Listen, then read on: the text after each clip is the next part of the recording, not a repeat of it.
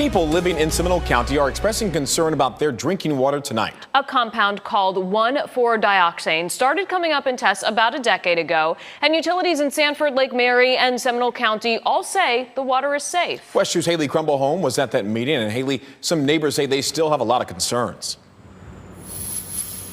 Yeah, even after hearing from some of these people, they heard from Seminole County's Environmental Services Director. She said the water has consistently been below the State Department of Health's health advisory level of 0.35 parts per billion, but people still had some concerns, some worries. In part, some were concerned with how the county is handling the controversy. Task 3 is to find potential funding sources? Listen, we pay enough in taxes that you shouldn't worry about the money. Just clean the water.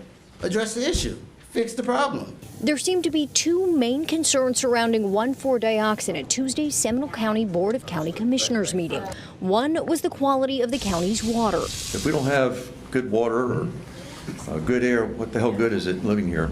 The other was when the county knew 1,4-dioxane was showing up in tests, and when did they let residents know? People talk about transparency.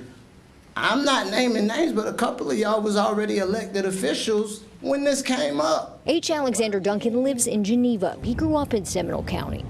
It worries me a lot, and what also worries me is what's been our current governmental reaction to it. I really think there could have been a little more honesty.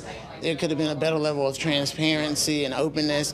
And I just think a lot of citizens need more accessible information on the topic right now. Attorney Mark Nejame, he came to the meeting after people reached out concerned about the health impacts. Several families have reached out to us who've either gotten cancer or have lost members or finding themselves with physical issues that they want to address. They believe it stems from the water. He is partnered with another attorney whose firm represented people years back concerning water contamination from the Lake Mary plant where the 1,4-dioxane is believed to have come from. It will be representing the various families to get to the bottom of this, find out what happened, why it happened, and has there been a cover-up.